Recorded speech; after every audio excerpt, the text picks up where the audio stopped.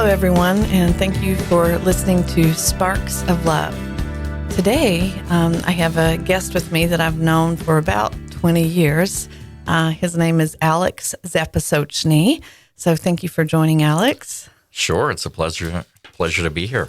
Yeah, I can't wait to hear what we're going to talk about. This will be great. Yeah, so I'm basically starting a podcast to talk about the discovery of love. I know what love is in terms of the definition and the love I have for my kids, my friends, and my family. I even know what romantic love is, but I wanted to go out into the world and just see it. So the Sparks of Love is the reason we chose that title. I want to see love in different expressions and different people's perspectives. I think a big part of self-improvement and maybe discovery is going out there and learning from others and seeing the examples out there. And I'm not above introspection. I think it's important to do that. And so I invited you here today to talk about your experience of love. And you've known me for, like I said, a really long time. And so maybe we can do a little dissection of things that you... Well, that's really why I came on. I mean, I understood this as an opportunity. Oh, yeah. No, I understood it as an opportunity to figure out what's wrong with you. Yes, and I think it's about time that we do that. Well, my son Jared asked me that. My son Jared is my oldest child, and he has autism, as you know. And he had tied him being able to move back from his group home to our home. After the divorce, his visits were cut short. He used to come home right after school on Friday afternoons and stay the whole weekend until Sunday night. And then when the divorce happened, for lots of reasons I don't want to go into here, I had to just start doing day visits. Only recently have we done overnight visits. He's matured. He's 26 now. But one time we were driving down the road and he just looked over at me, and he's very much like the character Elf and Buddy the Elf in the movie Elf, and he'll just say whatever he's thinking and not mean it, in a hurtful way. And he said, "Well, am I going to get a new father for Christmas this year?" And I'm like, "Oh my God!" Like cue the stabbing in the heart. And I said, "Well, I really have high standards, and I want to make sure that whoever I date is good enough for my kids. I don't want to just bring anyone in that might fit my needs but doesn't fit the whole."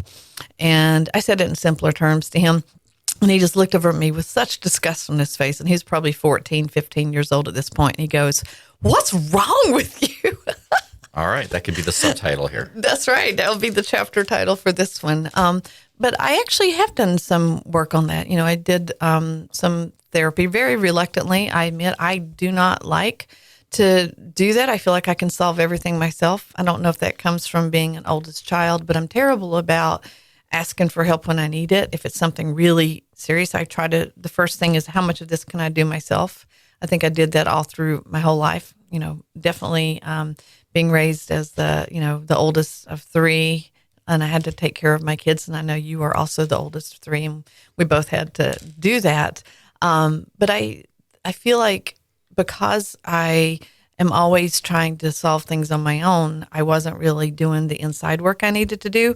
And so I took Jared's, angry question to heart. And so I have been looking in to see, is it me? And it may be, or it could just be that I have, like I said, those high standards, and I don't want to just check off a box. And a lot of people, they just can't be alone. I am very good at being alone. Doesn't mean I necessarily want to be, but I certainly am not going to just, check off the box just to check off that box. You know what I mean? Well, it's definitely not just you. I mean, it's not just you, which is why I'm sure you're really doing this podcast, because this is something that's relatable to it's relatable to everybody. Yeah. Because at some point before people fall in love, there's a time period where they don't. Yeah. And they're looking for it. And even this whole idea of finding love, and we can talk about that a little bit more in a few minutes. I mean, okay, so once you find love, you then also, most importantly, have to kind of keep love. And that's an ongoing journey that everybody goes on. It's like that Seinfeld episode. You know how to take the reservation. You just don't know how to hold the reservation. Yes, and it's really the holding that's the key part. Well, it is. I mean, I keep losing my rentals, Alex. Yeah, well, yes. Well, no, because I think most people at some point or another can say that they found love. I would say that that's probably the vast majority of people. Yeah. But when you speak to people about kind of the concept of love, it's that fact that they're not love at that moment. Something has happened, or love in love maybe is not even the right word. We should get into some of these definitions, by the way. It was interesting that you started off with, I know what love is. I mean, maybe, but let's talk. We could probably talk about that. Well, what is your definition? I want to know. I want to know what love is. Yes. It's kind of an interesting concept because this is not my area of expertise Well, we should talk about what your area of expertise is too. I didn't introduce you. Alex is a legal scholar, and he has degrees from Cornell and Oxford, and I left out one there. Cambridge. Yes. I forgot Cambridge. There's so many, Alex. Yes, all that stuff is good. No, but after this, I'll get to put Love Guru on my business cards. I did it for you. This makes it official. This is my gift to you. Merry Christmas. I appreciate it. I can be a love scholar. Yes. No, but look, it is a big topic, and it's a topic that's in some ways maybe the most relevant one in terms of what are our lives like. Yes. Do we have love in our lives? And you're right that you alluded to the fact that there's kind of more than one type of love. Love in many ways is not just the romantic love. That's kind of a form of it. But, the topic of love is much broader. What is love? I think that love, and maybe I'll borrow here from Erich Fromm, who read his book, The Art of Loving, many years ago, decades ago. And I was quite changed by it. I mean, there were many parts of what he wrote about that really stuck with me. That love, first of all, not really so much a noun, but a verb. And more importantly, he very purposely titled his book, The Art of Loving. And art in the sense of that it's not just this thing. It's not you don't fall in love. It's not just this momentary thing or something that happens to you. It's an art in the sense of it's a way to approach life. It's a practice. It's a practice, and it's a way of approaching life. And actually, I think he basically says something along the lines that it's essentially an orientation toward the world that people have. That when they look outward at other people, they're doing it kind of with this loving heart, and it doesn't just happen. Like, it is a practice. It's something that takes time to be able to look around and see things with loving eyes, basically see them and appreciate them for what they are. And this is a very key part of it, for what they are rather than what you want them to be. Yes. So I think in many ways that's kind of, one of the starting points. And it isn't meant to be easy. It's not everybody's oriented to be loving. And for all sorts of reasons. From my perspective, there are probably two that kind of most jump out at me. And this isn't meant as to put anybody down or to make them feel better. You're not broken if because I'm going to talk about some things that I think should be pretty obvious, but and for people who are not in love or people who've been divorced or whatever, it's not in any way a criticism. But I think that the first part, when I meet people that have some sort of issue where they don't feel that they're in love or have found love. I think it goes back, you mentioned kind of therapy and things. I think it goes back oftentimes to some trauma, something in their childhood. Oftentimes they kind of grew up in something like the marriages they saw, most likely their parents, but maybe others around them, sent signals to them that oftentimes made them frightened. Or it's not even necessarily that either. There are things like attachment theory. A friend of mine wrote a book about this a few years ago, where just even the ability to feel other people's love, to feel kind of unconditional support is such a big part of being a child that once that is somehow inconsistent or missing, it's very tough for people to be open to love later on in life, to be open to kind of just being vulnerable again. That's the word, vulnerable. Brene Brown does a whole TED Talk on that and has books around that. And I think that's that and shame.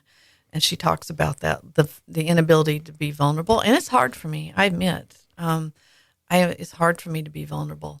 And I've gotten better about that. I remember the first time that I told a particular person that I love them, I was terrified, like cold sweat. And I thought the world was going to end if they didn't receive it positively. There's some movie scene where the person is upset because they tell them that they love them, and the person goes, "Thank you." I'm trying to remember which movie that is. Yeah, that did not happen to me. But it was like exercising a muscle. Yep. Once I broke through the stress of actually making myself vulnerable to do that, it wasn't as hard to do that. And when it comes to my friends or my family, it's not hard for me at all. In fact, I think I can be the first one to say it all the time with friends and family. In a relationship, for whatever reason, I like to be the one that's pursued.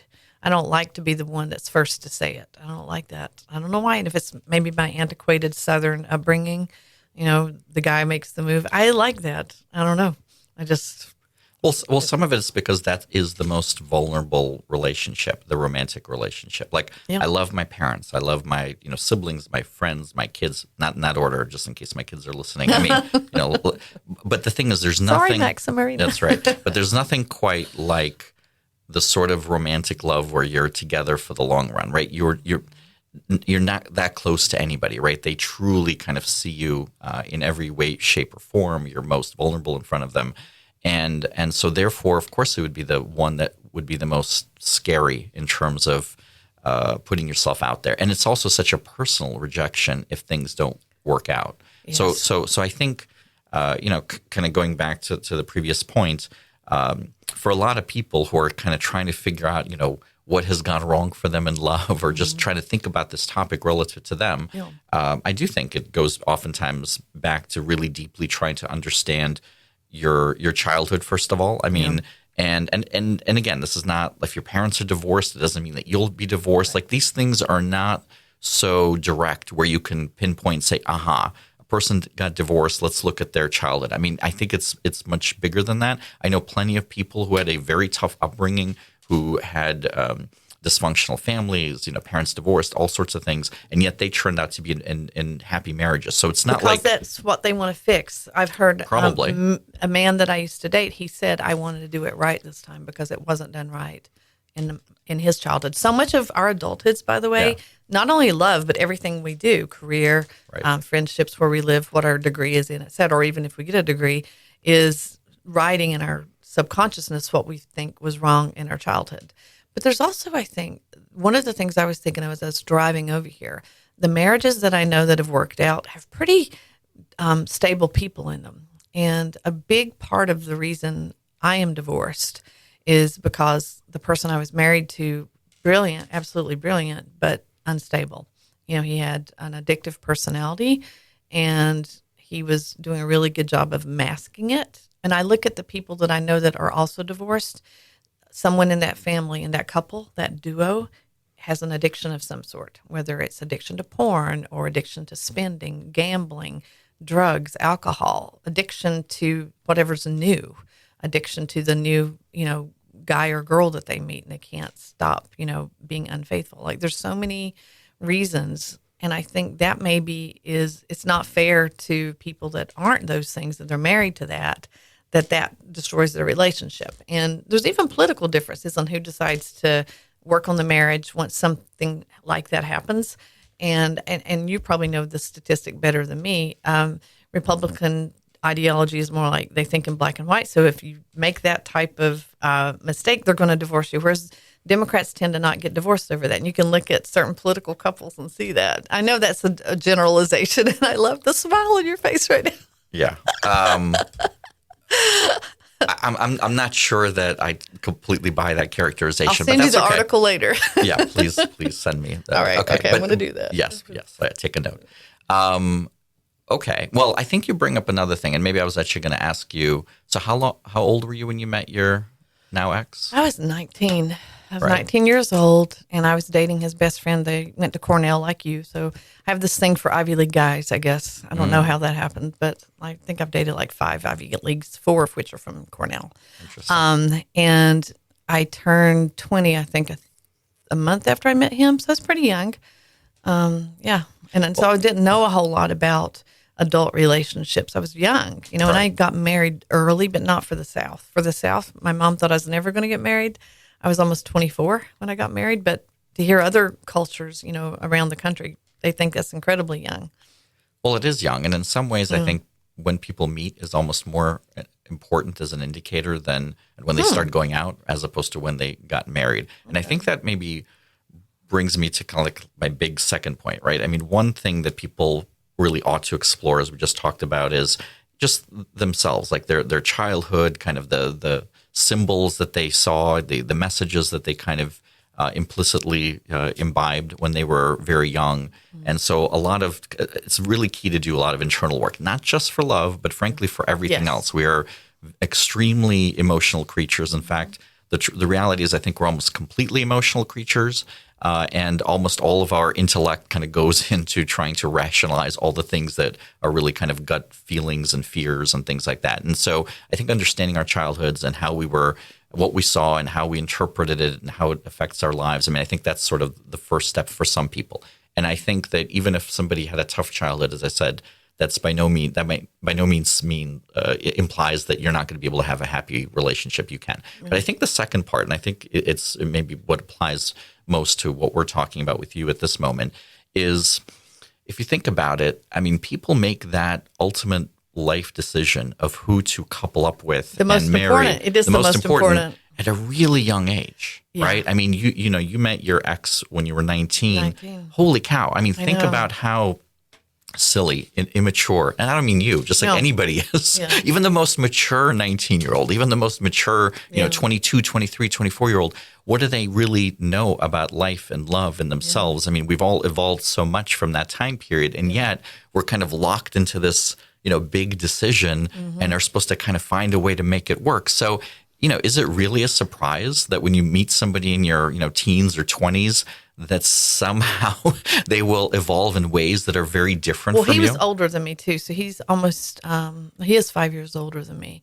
But we didn't have kids until we had been married 6 years. So we waited a while. Right, but you were 19. I was 19 and again, he was I think 24. I think people sort of lock into that age set.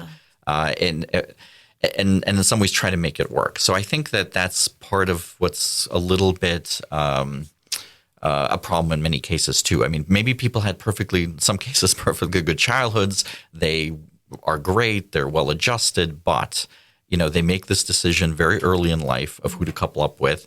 And then, people change as they naturally do, which is why, frankly, one of my big pieces of advice to my kids all the time is, hey, you really want to wait somewhat before figuring it out, right? Like there's something cute and romantic about this idea of high school sweetheart and college sweetheart. And every time I think that I meet somebody who tells me that story, that that's their marriage and it turned out well, I think everybody naturally says, oh, that's so wonderful. And it is.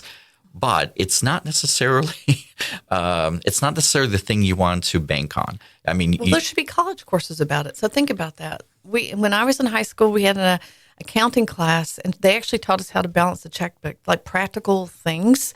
I don't think they do that part anymore. But then we just, we leave the most impactful decision, and it is the things that happen to you once you're in a romantic relationship that turns legal, and you're a lawyer.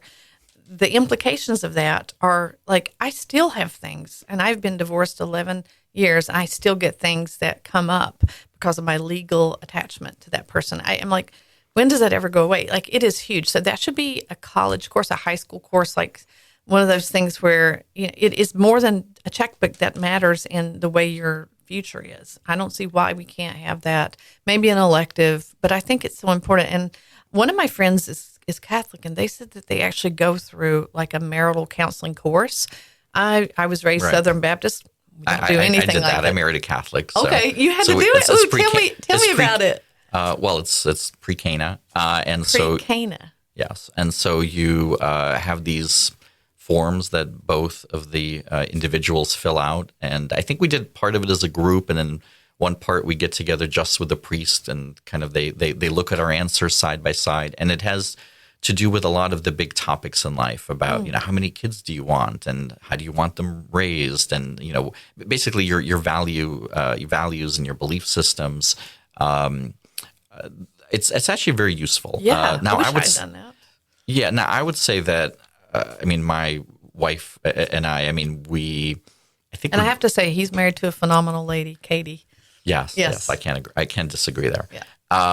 So we talked about many of the things that were in the pre-Cana questionnaire. So I don't remember there being any surprises, but I do remember that some of the other people who were taking it with us really hadn't talked about some of these things in a deep enough way where it didn't stop any of the marriages, but it Are got they still married? I would love to know that.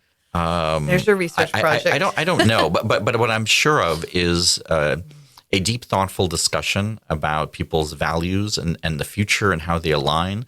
It's critical, and in fact, I know that various studies show that it's one of the most important predictors. I mean, do you want the same things out of a life? Yeah. Because marriage, among many other things, is also a partnership. Yeah. And you may love, in some sense of the word, but if you want radically different things, it's really important to figure that out, because a lot of people do get married thinking that they're going to change somebody, right? Well, I'll get together and... Or you're going to grow together. Yeah. We were young, so I thought, we're headed towards the same. Yeah, except most people from their own individual orientation don't think that way. I think most people assume that whatever they think and plan are the right things. They're the things that everybody should want. And maybe just, once they're with that person for a while, that other person will come around to their way of thinking, right? I mean, everybody has that kind of egotistical view of being able to influence and change others.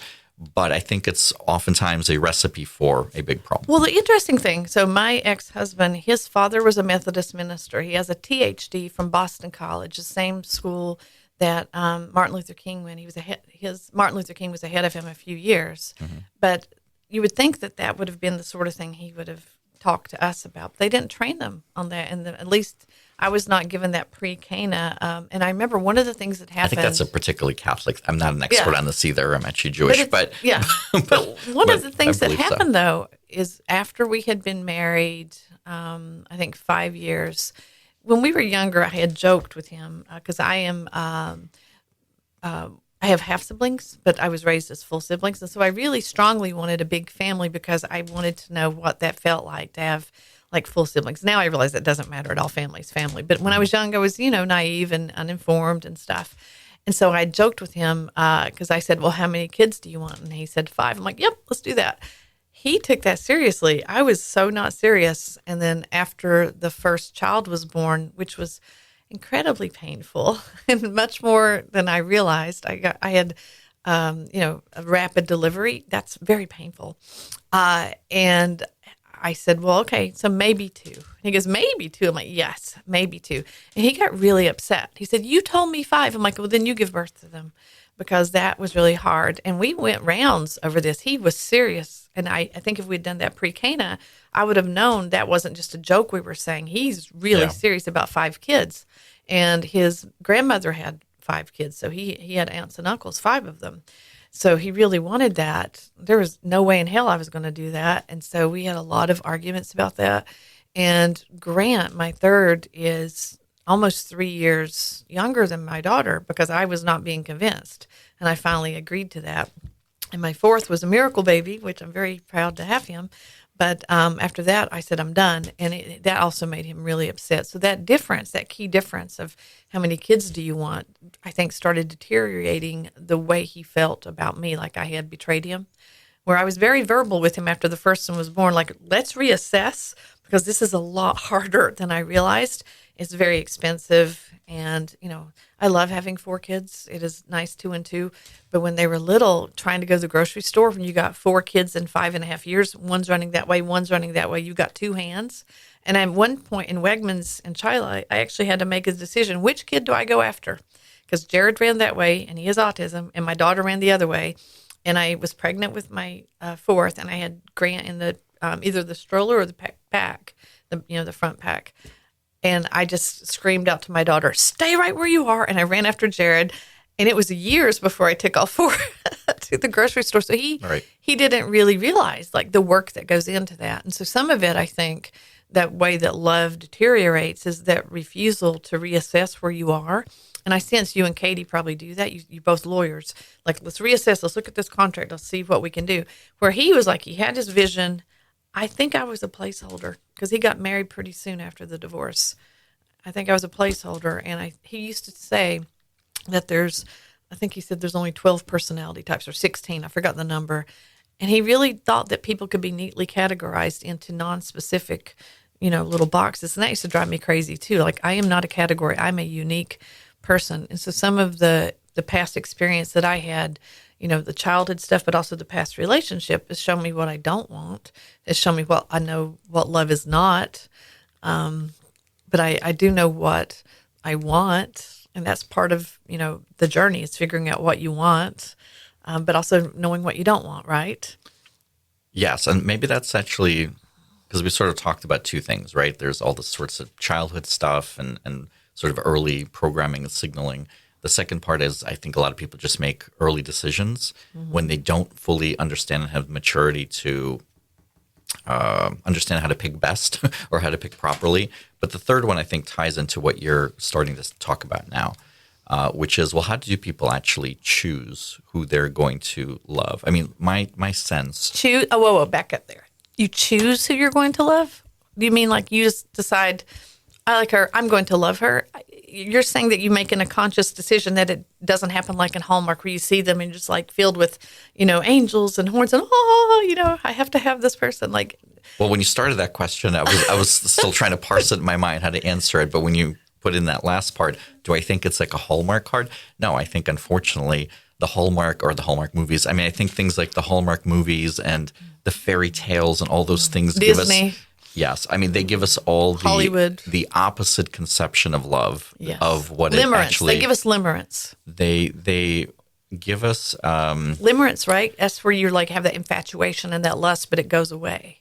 Right. Well, and look, and that's a part of it. But then taking it out of the Disney and the Hallmark piece of it, I mean, I think that if we were to be like truthful when we look around and look at our like friends and others.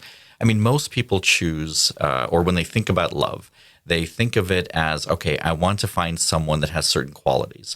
And generally, no matter what they kind of say, the qualities that seem to be quite important to them are, looks, success, financial stability and capacity. Mental health. So important. Well, let's get back to that one. I mean, maybe. I mean, but I don't. It's a huge one for me. I'm not going down that road again. I'm not. Okay, and that's fine. But I mean, I think that most people, though, when they think about like, love, they're really trying to find somebody that they're kind of impressed with in those categories, right? Like when we hear about people saying, "Oh, I've met so and so," or somebody's dating so and so. Usually, no matter how sensitive that person is. More often than not, unless they're highly evolved, maybe by pain, they no. Well, that's how. Hi, I'm Alex. I'm highly evolved by pain. Well, how are but you? That's how people typically that's one evolve. of the most interesting phrases. I've known you 20 years. That's a good one. Well, I mean, thank you, but I'm sure I've said many interesting things over the years. This one's up there. I like it. Okay. I'm going to use it. Okay. But most of the time, what you will hear is, "Oh, so and so's dating somebody." Oh, and he and she pretty handsome, this is what they do for work, with the implication not being that there's some personality trait related to that work, but more about like their level of success, right? These are the things that people sort of turn to because, and this kind of goes back to the definition of love, because for a lot of people, their initial filter and maybe the strongest filter that they use to maybe kind of not look at the vast majority of the world is I want to find someone that's going to reflect well on me. That is a very difficult point from which to start. People tend to marry in their echelon too. Economically, education, experience, parent structure, family structure. They do tend to stay in their lane. There's yes. And there's that as well. But I think then after that they pare it down way more. Yeah. Right. I mean, and if you think about like what's the issue with online dating? Well, now it's right now it's like a commodity, right? So a man is able to sit there, and I don't want to make it sound like it's just men, but just men I certainly know personally will sit there and they'll look and who's the prettiest, right? Like it's like trying all you can eat salad bar is what I call it, right? Like, and you're basically just trying to choose the best product, and if it's not there, you swipe a few more times. I don't even know if it's right or left. But almost all women I know have the response I just had. We don't like it, and the guys are just like it's like like shooting fish in a pond, Right. No, absolutely. I mean, it's made it kind of super easy to try to get exactly what you want. Yeah. But if you think about the people that you know. But are you getting exactly what you want, or are you just getting what's easy? No, you're getting what you want if your starting point is, I want, the prettiest, the most handsome, right? Depending. But are the prettiest, most handsome, or most successful people using online dating? I don't know. I have a friend, okay, you actually know her. I'm not going to name names. This is fascinating to me, and I have like deep respect. I personally couldn't do this. I just can't, but she's very bold. And she told me last year, she said, I'm ready. I'm time to, find a match. I'm just going to do it. This is the year. She posted on her social media page, hi guys, I just want you to let you know, I'm open to dating, ready to find love. Come at me. And it like flooded a message. And she's a very beautiful woman. She's just, like I said, she's bold. She's incredibly successful. And she had a hard time finding love. And like I did, we were both kind of commiserating over this. And don't you know, within 6 weeks, the woman had a guy and now they're getting married. I'm like, just blown away. Like a year has passed, but within 6 weeks, I'm like, what an interesting way to do it. I personally cannot do that. I just can't. For reasons I don't really want to get into. I can't do that, but I had such deep respect, and they're just like giddy. They're like two of them happy, and they're older than me by a few years, but not much. Like it's just fascinating, and they vaguely knew each other before, years ago, and they reconnected. I'm just blown away and I'm thrilled for them. I don't use social media for that. I can't. I don't know why. There's some block, and I don't know if it's my refusal to change that's keeping me, like blocking me from finding happiness, or my stubbornness, because I am stubborn. But there's people that actually have that intention. They choose. Like when you said choose, that's what jumped out at me. Like she chose who she was going to love. She just made that decision, and and it's worked. But what happens if you choose, which I did choose, and things were withheld from me? I think maybe even subconsciously, maybe not on purpose, I don't know. But definitely their entire family withheld key information from me that had great ramifications for my life forever. I chose to keep on trying and keep on trying. And then one day I chose to be free and not do this anymore. But I'm fascinated by the idea that people say love is a decision, love is a process, and you got to keep on doing it. But aren't there some people that you look at them as a couple, like the Costanzas on Seinfeld, like, why do they keep choosing to stay together? They're just miserable, and they're making each other more miserable. And there's, is there valor in staying together, quote unquote, for the kids, or just because your religion doesn't believe in divorce? I am not a person that wants to propagate misery. Like if it's not working and you've tried for a long time, and you've exhausted all options, I think you can choose to love yourself. You choose to love your own peace of mind. Self-care involves mental happiness. And that's kind of how I felt about online dating. I chose not to do that anymore. I've given it good tries, and I did not like, what was out there. And I think that, I don't think that I'm without merit. I think I could be a good catch for somebody. But I am also very independent, and I like my freedom. I like doing the things I want to do. But I also, at the end of the day, like what you and Katie, I watched you guys at the party last year. Like you just kind of cozied up to each other, afterwards we're playing that game, and your kids were there. And it was like such a neat little family unit. And you guys can, take on each other's like childcare responsibilities. Hey, can you pick up Max? Hey, can you pick up Marina? Can you bring home this for dinner tonight? Hey, let's watch a show together. Let's cuddle up. I don't have any of that. I've gotten very good at keeping myself, surrounded by love. I went out to dinner with a great friend last night. I've got another good friend coming over later. I've started a women's hiking group. So I'm able to choose and find love. I have that capacity. But what I don't have the ability to do is be that, that intentional and bold like my friend did to find that. And I'm just absolutely in awe of her. I don't know what you have to say about that. So there's a lot there from I tend to do that. No. Well, I just have a lot to comment on. So the first part, kind of toward the beginning of what you said, this idea that people choose love. Yeah. If the opposite of choosing love is falling in love, right? Like which even just by the very nature of those words implies that it's something that happens to you, right? Mm-hmm. Hey, I see somebody. It's I met somebody. That's my problem. That's what I think. Well, that's a little bit of the Hallmark, Disney thing. I know that it's something that happens to you. Maybe I could sue Hollywood for the lie. But it is a lie. I mean, it's intellectually I know that, but I do think. Well, haven't you met someone and been so amazed? Like when you saw Katie, you're like, whoa, and you fell in love with Katie. let's get back to that one because I think that's important. Okay. Because I think this whole falling in love, like whether it's a choice or not, is a really big topic. I mean, so yes, people see each other. There's an attraction. All that stuff is real. There's, I mean, like that happens. Right. But and it's important. You have to have physical attraction. You do. I really do believe that. Let's get back to that one. Okay. Boy, we have a lot of things. Yeah, your list is growing here. Okay, yes, that happens. There's, attraction happens, this love at first sight sort of thing, or at least the appearance. I don't believe in love at first sight. I believe in lust at first sight. Yeah, that. I mean, it's that. Or it's the illusion. Let's say limerence. It's limerence. Yes. So all that stuff happens. But the issue is when you confuse that with something deeper. Mm-hmm. And, you kind of have gone back a couple times on what you just said to your own life.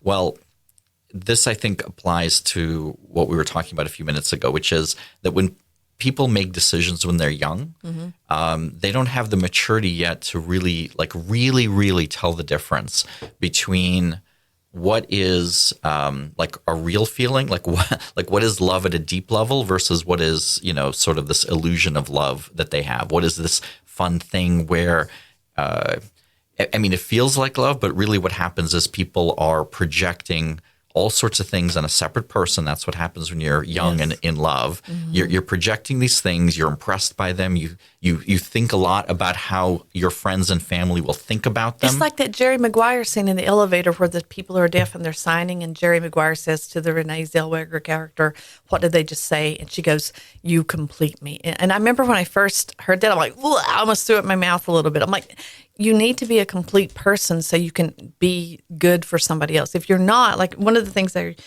thought to myself this morning is, how can you be good for anybody else if you're not a complete person? How can you be honest and present for someone else if you're not honest and present with yourself? No one completes you. That is a form of neediness. And there's another codependence. I don't think it's good. Right. But that's actually what I think most relationships like of young people are. And in many ways, like when you see people dating and they're still in that euphoria of, oh, it's new and we're walking hand in hand and everyone's looking at us. Yeah, it's wonderful. A lot of very tempting things are wonderful, which is, why people do them over and over. But that is not necessarily the basis. In fact, oftentimes it's not the basis of something deeper. No, that's just the physical part. Like remember, I refer to media a whole lot, but there's an episode when Monica and Chandler fell in love, and she sees somebody in the Friends crew dating, and they're having their first dates and kisses, and Monica has been with Chandler for a year, and she goes, "Oh, we're never going to have that first kiss again. We're never going to have that first hug, that first, sex, that first everything again." And I'm like, that is such an immature thing to be wistful about. The whole time I, was married, I didn't think, oh, I missed that moment when we had I never thought like that. But there are people that becomes an addiction, and they're serial monogamists, and they just go from one high to another. And they mistake that when that fades is we're no longer in love. Instead of building the strong marriage that you and Katie, like I really do admire the marriage that my friends have. Like when I see my friends with good marriages, which is one of the reasons I wanted to bring you here, I'm just blown away by that because I admire it so much.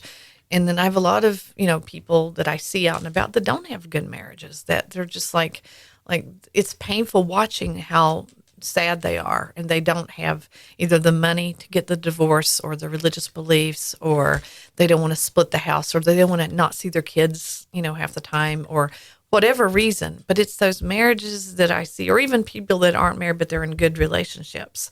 I'm just like, they're doing, and I don't want to say hard work, it's such a cliche, but every marriage has times where you're struggling and you're upset, but if it's not domestic violence, I admire them for staying. I just think you work things through, and you develop that deeper love, the actual real definition of love is where you want to be as happy for them as you can be. Like if Katie were to win some award, you're going to beam, like you're going to be so happy for her. And it's not because it makes you look better. It's because you love her and you want the best for her. You know, I'm going to start crying now. Like my friend Corey, she had this beautiful wedding. And every time I hear this one particular song, their wedding song, I just tear up because they're two people that found each other through a second marriage. They both were married before. And they're just good, decent, wonderful humans. And I love their love story. Like, I can be really happy for other people's love story. I'm not, like, resentful. I'm happy for it. So I think you really put your finger on something kind of with that last, well, I mean, many things, but with that last statement. You go ahead and cry. I'll take over from here. So this is what happens when I watch Hallmark, too, and the Buffalo Bills. Yeah, the Buffalo Bills are very sad. Different reasons. So a few things. I mean, one, I totally agree and totally believe that love is work. I mean, love of all sorts. Marriage is work. Love of your kids is work.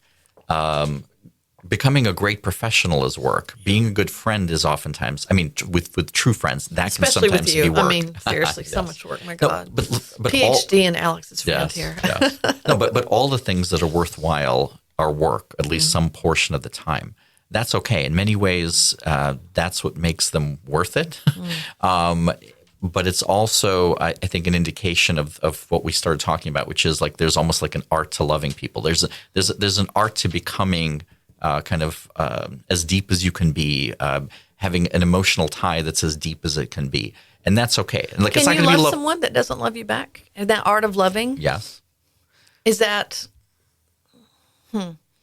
So it is real love. It doesn't have to be reciprocal for it to be real love. Because I've heard people say, you know, I loved her, but she didn't love me. And they just think, well, that's not, you know, real love. It was just infatuation. But I think you can, like that, you know, the Woody Allen. I mean, as long as you really get to know that person. Yes. Like I don't mean from afar where you barely know the person. Right. Is that real love? No, that's not real love. No, I used to love Ben Affleck, but it was not real. Yes, it probably wasn't requited, I imagine. No, but, probably not. But hey, yeah, he hasn't met me. You never know. You're right. Know. You're right. Well, you should have him on the podcast. That's at some right. point. I should. Yes. So no, I mean, I think So I think if two people really get to know each other, yes, one person can love and the other person doesn't reciprocate. In fact, I think that's not like an abnormal thing because, I mean, you kind of said before, like it's love is like you love something for what it is, right? Yeah. Just because whatever that is doesn't love you back doesn't actually change the fact. Like sometimes your kids don't love you, you know, right? I mean, but you love them nevertheless. Yes. So I think in that case, it's okay. It's actually much worse when it's much worse, I think, to think of the opposite, which is I love somebody because they love me. I think that becomes, again, a recipe for disaster because now you are sort of utilitarian. It's also about narcissism and ego. Like, you know, hey, that person makes me feel better, right? Like they're scratching some itch for me to feel seen and whatever. Yeah, but that's not the reason to love somebody. Supply, it's called. Yes. Well, and that's actually codependency. I mean, it's exactly what you said before. Yeah. I think that's pretty critical. Hollywood stars get that from their fans. Like, like Sally Field had that famous speech, "You love me, you really love me," but that supply.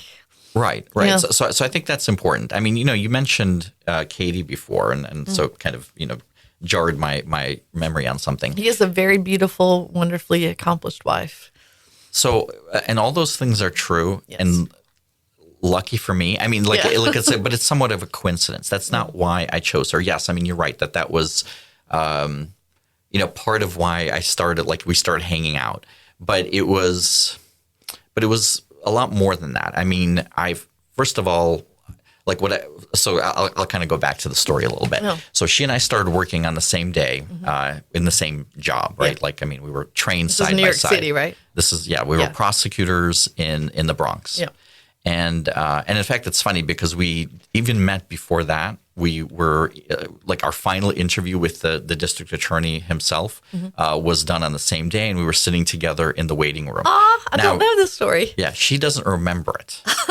So, like, I remember it because I was sitting there chatting with her. Well, because she's a looker, too. You can't forget a woman like Katie. I mean, in her mind, she was focused on the interview we were about to do because it was like the final one. Like, if this guy said yes, we were in, right? So we sat there for probably 10, 15 minutes chatting. Yeah. Totally didn't remember it. Wow. And so it's kind of funny. So, like, we celebrate our anniversary of when we met, like, 2 different times. Like, there's the time that I remember meeting her, like, weeks earlier. Yeah. And then there's the time that she remembers, which was the day that we were trained together when I came in. And we kind of were around each other, but we weren't like super close. So we didn't really, I mean, we were part of a relatively large group that started at that time. And the way things really started with us is I was doing night court with one of her friends, and she kind of said, "Hey, come along. I'm meeting a couple of our colleagues, and Katie and another one." And I'm like, I don't really know them, but all right, why not? I'll stop by for a drink. That's so quintessential, Alex. I don't really know them, but I'll stop by. And you have not changed. And sure, and so people in some ways people don't change. Yeah, I know. And so I stopped by, and she was surprised to see me there. Like it was sort of it's like a girls' night out, and here I am showing up. Wait, you're the only guy with all these people? Yeah. Wow, look at you. Yeah. I like women. Right. Well, I mean, because they're emotional. Yeah, they're deep. And so anyway, so I went along, and she saw me, and her eyes widened. And even just seeing her eyes widen, I could tell that she was interested in why I was there. Okay. And then she sat down in front of me at the bar.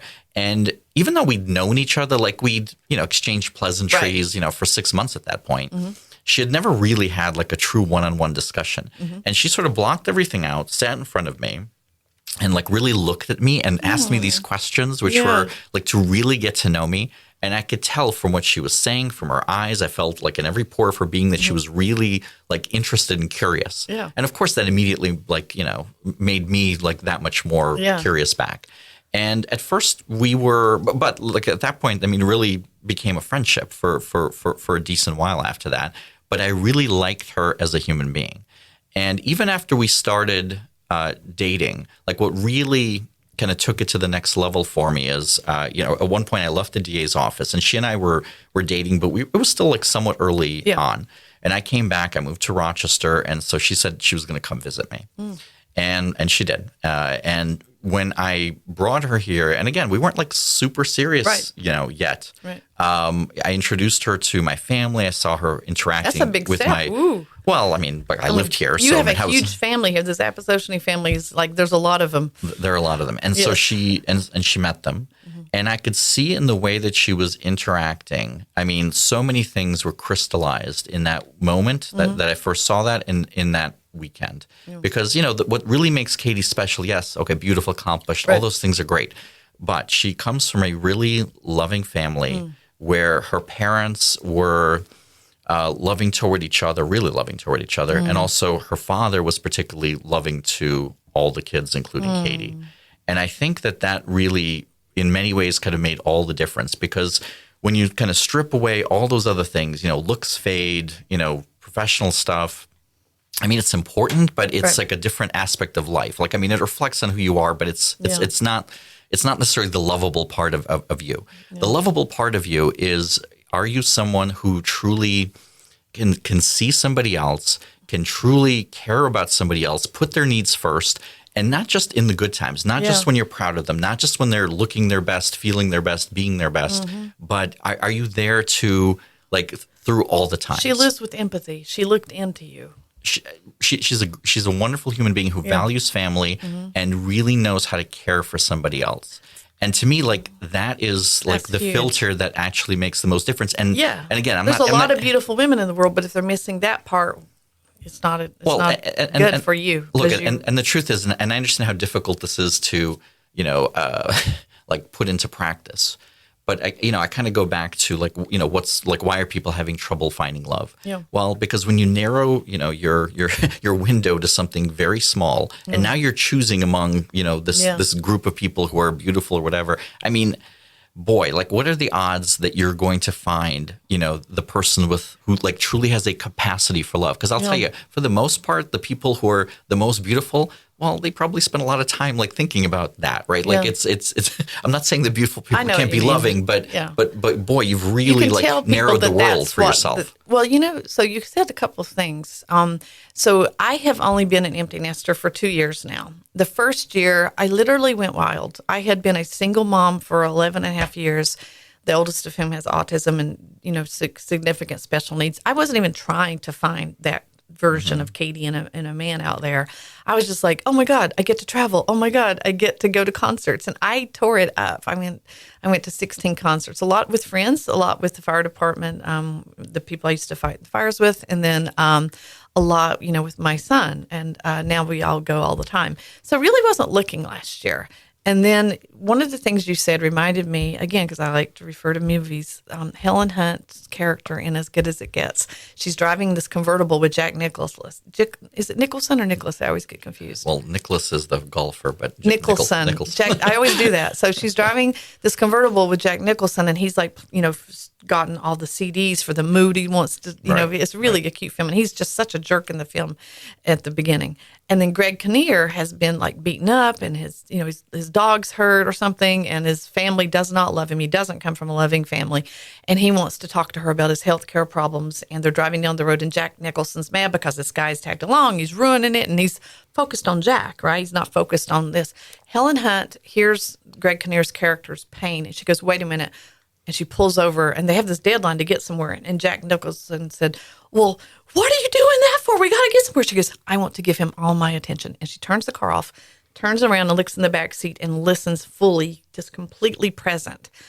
And I just love her character so much for that. And that's what you just described with Katie. Like, Helen Hunt looked into Greg Kinnear, and she showed him so much love when people just weren't paying attention to this guy. And that's really, I think what we all want. And I have dated men for, a few months, and I found out that they didn't have that capacity. They're like talking to me at dinner, and they see a hot 20-year-old walk by, and they do that. I'm like, can you just look into me, peer into me? I'm not saying I'm insecure, but I'm not going to do that. If a good-looking guy comes by, I think it's disrespectful. I'm going to focus on the person I'm with. Love the one you're with, pay attention to the one you're with. Life is not a salad bar, and those people are going to end up, I think, in a really bad place if they don't change. So that movie is an analogy for so many interesting kind of thoughts and comments. So, and I think it actually brings up another maybe issue that comes up for a lot of people as they try to find love, right? So in that movie, As Good as It Gets. As Good as It Gets. Yeah, it's a great film. Jack Nicholson is a very difficult person. Like he has OCD disorder. He does, yes, and he takes it out on everybody. Every moment, right? His pain is all that matters. His comfort is all that matters, right? And he's basically projecting outward at every single moment. So he's not highly evolved by pain yet. Definitely not. Yeah. Well, but the unfortunate and very common myth that movie, for instance, sort of plays out is, hey, inside every really difficult, horrible person, you just, there's this wonderful person. You just need to be the right one to unearth it. I wish it were true. But how often, and here maybe this does sound, like a criticism of some women. I mean, but how often women especially kind of look at somebody who's a jerk, but they're good looking, they're whatever, and they're going to think about this. They think that they're going to be the ones that change them, right? That take out this warm side of them somehow. Let me tell you the thing though about that. I just read an article about this. So the men like that, or even women like that, people like that, let's just not be gender specific here. Yeah. The things that we admire in the quote unquote bad boys is because they have the guts to ask us out. They're not the shy type. So they get their chances to get their dates in because they have the boldness to do it. And women like a man that can, some women like a man that can take control or take a charge. Like I am the oldest child, so I'm used to like running the show. But when there's a man that'll make the reservations, oh yeah, I love that. Or if a man just like has the guts to approach me in a restaurant and actually speak to me and ask me out. The shy guys have told me from high school, oh, I always wanted to ask you out, but I never had the nerve. Well, 30 years has passed now, that ship has sailed. So there's some reason that evolution rewards the bold, and a lot of times they have that. But for all the wrong reasons. For all the wrong reasons. Because evolution just sort of implies that quite right. readily that we're talking about preferences and survival instincts that evolved, thousands, hundreds of thousands of years ago, when a big part of the goal of humanity was to, propagate and basically, create these small little groups that were going to be used for self-protection and propagating the race and the genetics of the people involved. And so, yes, aggression and physical strength, all these things that a lot of people still value, like women value when they see that. There's like an innate element of why that's attractive. However, that is not, if your goal is to be in a truly loving relationship with someone that really loves you for who you are, Yes.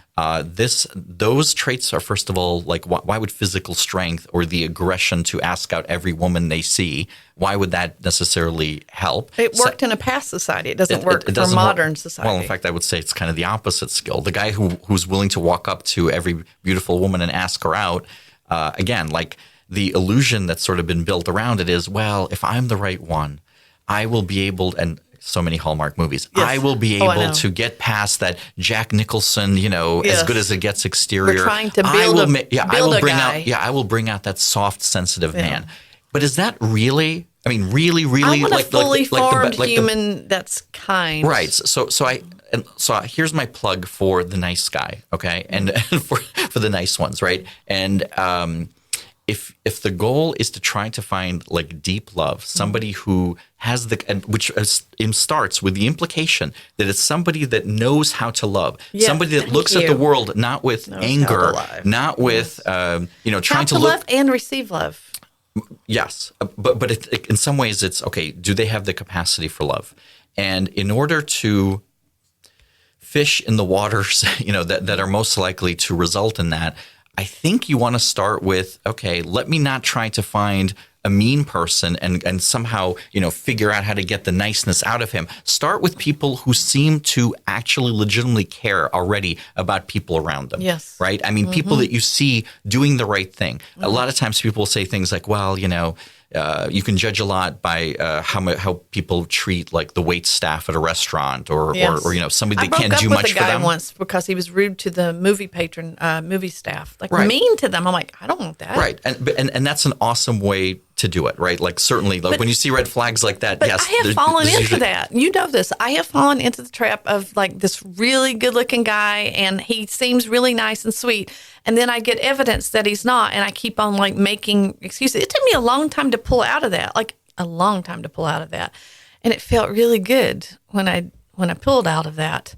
And then I just, I've been, not really focusing on love. But one of the things that I read online this week, I loved it, and I wanted to bring it up with you, is they're saying that the new it guy is golden retriever boyfriends. Have you heard that phrase? Yes. I loved it. They're saying Travis Kelce is the golden retriever boyfriend.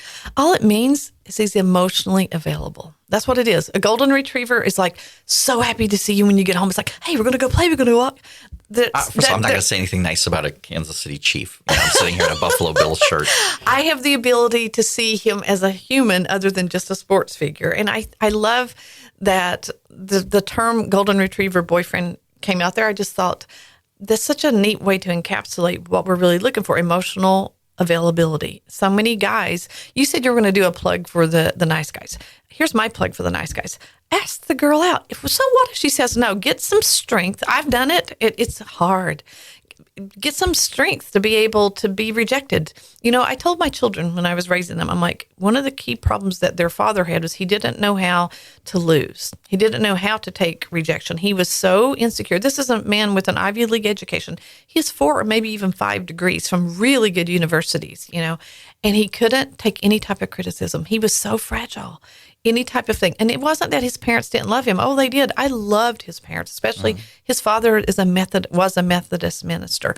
Emotionally present man, like such a good father. The mother, I would say, was a little bit of that Norwegian austerity, but she loved her kids in the way she did that fiddler on the roof thing. Like she made sure that they had their assignments, and she really carried those kids through things that probably I think now would be called enabling.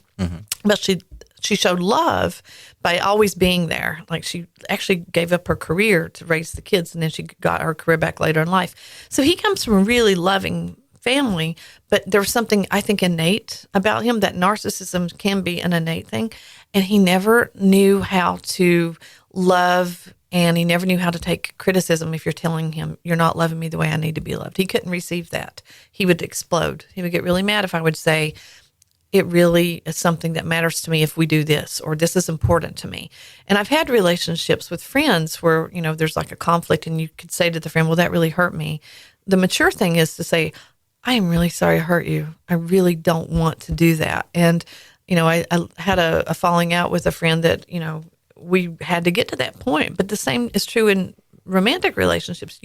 If Katie does something that hurts you, you can have a safe space to tell her. And if she loves you, and I know she does, she would stop doing the thing that hurt you. And I think with my ex-husband, he took it as a personal affront. And there's something about, yes, he was bold. He had the audacity to, go up and ask out lots of girls. I was one of them. And he came off, like someone that was really going to, respect the things that I wanted and, shower me with attention and stuff. But the moment I stepped outside of that preconceived notion, it was no deal. And I think that's why, he has 4 kids. Those genes are continuing. I'm trying to make sure my kids don't have that, that tendency. And they're loving. They're really, really good humans. And I think that at least, I've stopped that pattern, and my kids would make good partners. I've made sure of that. I don't know if the good guys listening out there can take it from Alex. Like, he's a good guy, and he made the move. Like, I don't know how you asked Katie to marry you. I know it was a big deal, right? It was like a big thing. Oh, how I asked her to... It was like Central Park, and yeah, it was on national TV. Yeah, yada yada. But yeah, listen to him. Oh, yada yada. Okay. So I think what you're describing though is kind of goes to everything we're really talking about.